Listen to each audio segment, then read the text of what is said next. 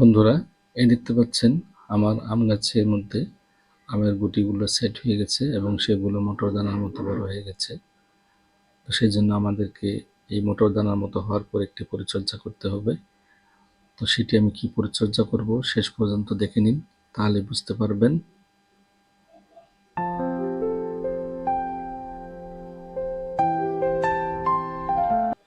বন্ধুরা, সবাইকে স্বাগতম জানাই মুশফিক অর্গানিক গার্ডেনে।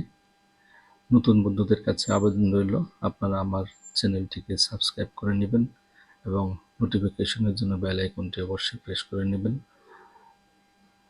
তো বন্ধুরা, এই দেখতে পাচ্ছেন আমার বাগানের আম গাছের কুটিগুলো সেট হয়ে গিয়েছে অনেক, এবং এগুলো মোটামুটি মটর দানার মতো হয়ে গেছে।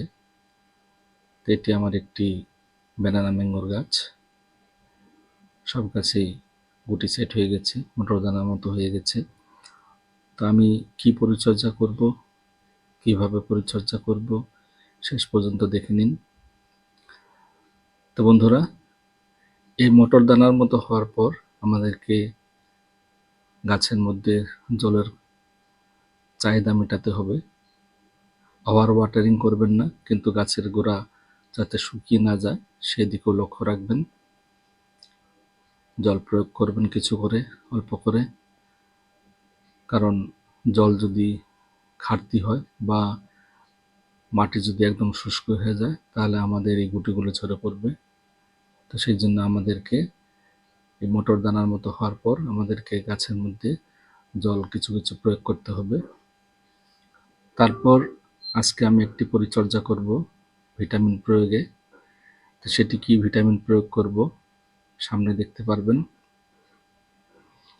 এই ভিটামিনটি আমি আজকে স্প্রে করব, একা স্প্রে করব, তার সাথে অন্য কোনো উপাদান মিশাবো না, ছত্রাক বা কীটনাশক কোনো কিছু মিশাবো না, কারণ এগুলো কেমিক্যালস। যদি আমরা মিশাই তাহলে আমাদের তার মধ্যে কেমিক্যাল রিয়াকশন হতে পারে এবং হয়তো গাছের ক্ষতিও হতে পারে। তো সেই জন্য শুধুমাত্র ভিটামিন প্রয়োগ করব আজকে আমি। তো আমার হাতে দেখতে পাচ্ছেন এটি একটি প্লেনোফিক্স, এটি একটি গ্রোথ রেগুলেটর বা ভিটামিন বলতে পারেন।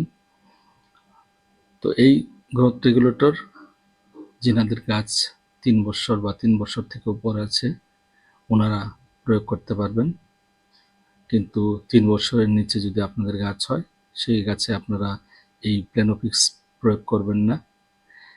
যদি প্রয়োগ করেন 3 বছরের উপর গাছে, এটার নিয়ম হলো 5 লিটার জলের জন্য 1 ml নেবেন, নিয়ে তারপর স্প্রে করে দিবেন গাছে।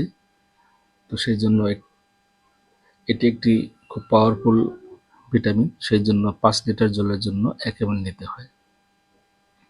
তারপর আমার হাতে দেখতে পাচ্ছেন এটি একটি গ্রোথ রেগুলেটর, এটি হলো মিরাকুলান।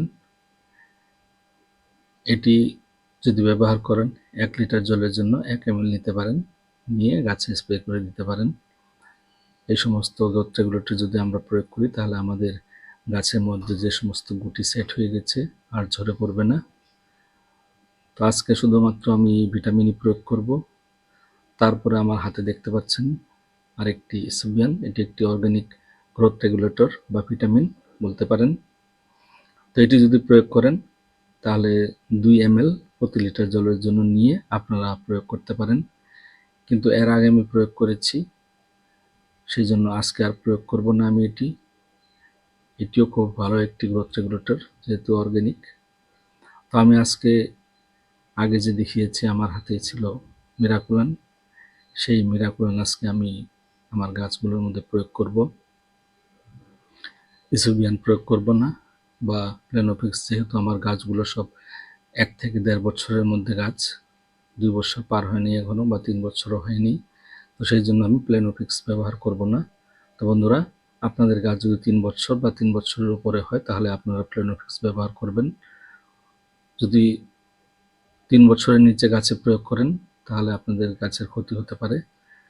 তো আমি যে বলেছিলাম মিরাকুলান আজকে আমি প্রয়োগ করব, তো এখন আমি 2 ml নিয়ে নিচ্ছি। আমার জারে 2 লিটার জল আছে, তো সেই জন্য আমি প্রতি লিটার জলের জন্য 1 ml 2 ml নিয়ে নিচ্ছি। তো এটি আমি এখন জারের মধ্যে ভালো করে নিয়ে তারপর খুব ঝাঁকড়িয়ে ভালো করে মিশিয়ে নেব, যাতে করে জলের সঙ্গে সম্পূর্ণ মিশে যায়।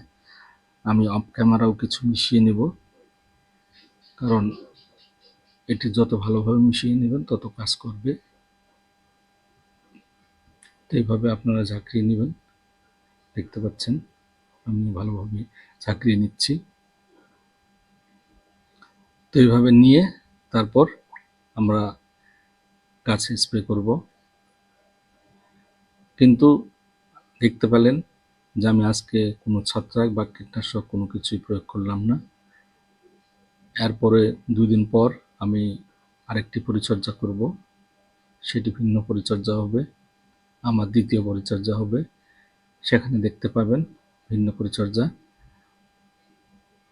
এই উপাদানের সাথে বা এই ভিটামিনের সাথে যদি আমরা ছত্রাক বা কীটনাশক মিশি, তাহলে আমাদের হয়তো কেমিক্যাল রিয়াকশন হতে পারে, গাছের অনেক ক্ষতিও হতে পারে। সেই জন্য আমরা না মিশিয়ে এটি আমরা একাই ব্যবহার করব বা প্রয়োগ করব গাছে। তো এই ভিটামিনটি যদি আমরা গাছে পাতার মধ্যে স্প্রে করে দিই, আমাদের যে সমস্ত গুটি সেট হয়ে গেছে সেই সমস্ত গুটি আর ঝরে পড়বে না। সেই সমস্ত গুটি থেকে আমরা অনেক বা প্রচুর আম পাবো।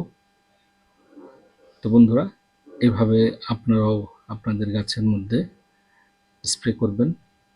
আগেরটি দেখলেন আমার, সেটি একটি ব্যানানা ম্যাঙ্গোর গাছ, এটি হচ্ছে আমার একটি মিয়াজাকি আমের গাছ।